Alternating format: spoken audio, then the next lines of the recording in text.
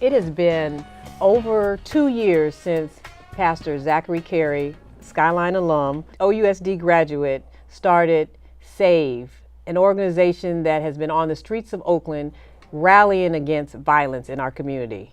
As an Oakland-born resident and an OUSD grad, Pastor Zack, who is pastor of True Vine Ministries, is here today to tell us more about, has anything changed since those 2 years that they've been on the corners of the streets of Oakland, and to also commend him on his new award as Pastor of the Year. Pastor Zack, thank you for joining us. Thank you for having me. So we were out there with you on the corner in the beginning when you first started the rallies on the street corners. There's been two celebrations of life against anti-violence in our communities that we've attended and covered.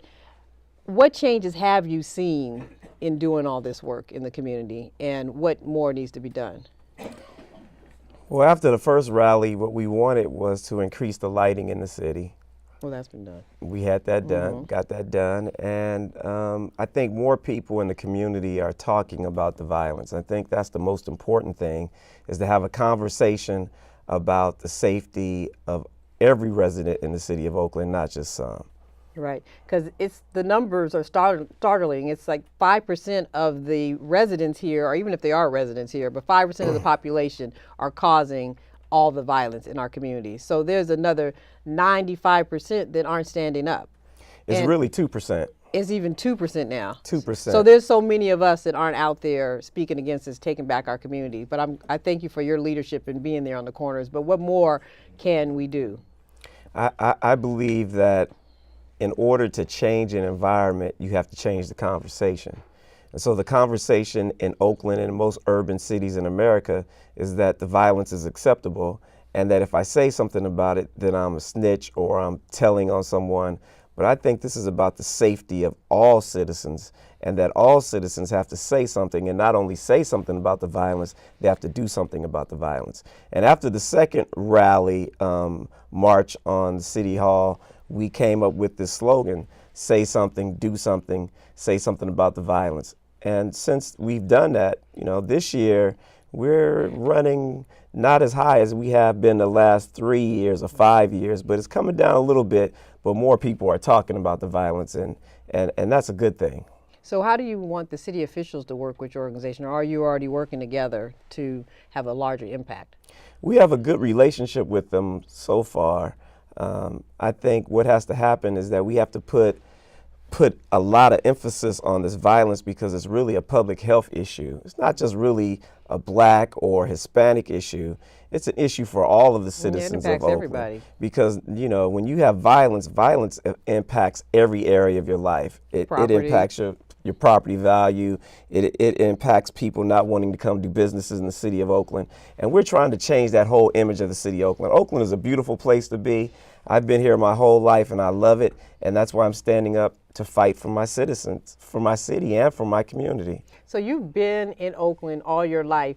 You've been involved on a national level. What keeps you here in Oakland with all this going on?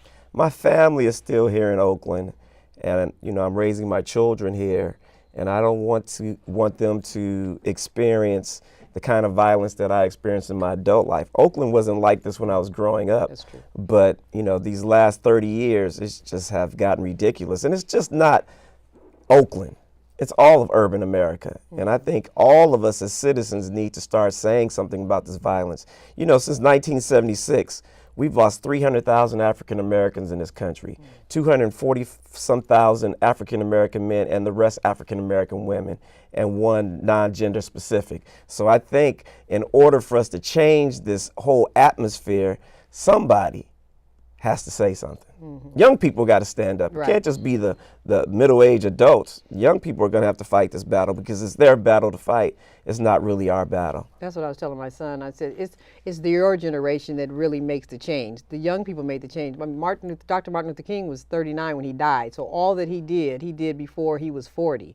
So you're right. It has to be a stand for the young people, but we have to have our leaders stand up so then they can see what's expected of them? We have to point them in a direction, but the sit-ins where we start the SAVE movement, where we do stand-ins on the weekends. And what's SAVE stand for? SAVE stands for Soldiers Against Violence Everywhere. And every Saturday, somewhere in the city where a homicide has occurred, we are out on the block at 11 a.m. until noon protesting against the violence, just giving a contrary opinion to what's going on in the community. Whether the community likes it or not, we're going to be in the neighborhood. So tell me this, what was it like for your church and for your family for you to get the Pastor of the Year award? I think it may have been a little unexpected, although it's well deserved. You know, I really didn't put too much emphasis on it because, you know, whenever you are pastor of a church, it really represents the whole ministry. It never represents one person, because one person never makes a ministry work. And we can see when one person is the whole ministry, it dies after they die. So I believe that this is a kudos to the whole church and everybody in the church who's working outside of the four walls of the church. Your wife, First Lady of True Vine, Dr. Donna, is actually helping the community in healthcare with the foundation, and she's going to start a business in the community that's going to help urgent care and help with healthcare in our community with seniors and everyone else. Can you speak anything about that? We open up the doors to an urgent care clinic in the newly remodeled Foothill Square.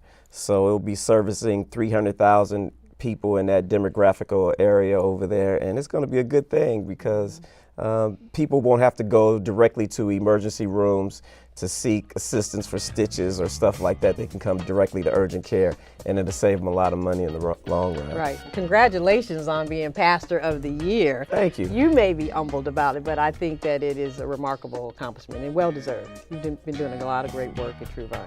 Thank I'm you. really proud of you. And to say that you're from Oakland and Oakland Unified School District alumni. Oaktown. Yes, okay. You've been watching KDOL Spotlight with Shonda Scott. Today our spotlight was on Pastor Zack Carey, who is a Skyline grad and an OUSD alum, and this year, Pastor of the Year in Oakland, California. Thank you for joining us.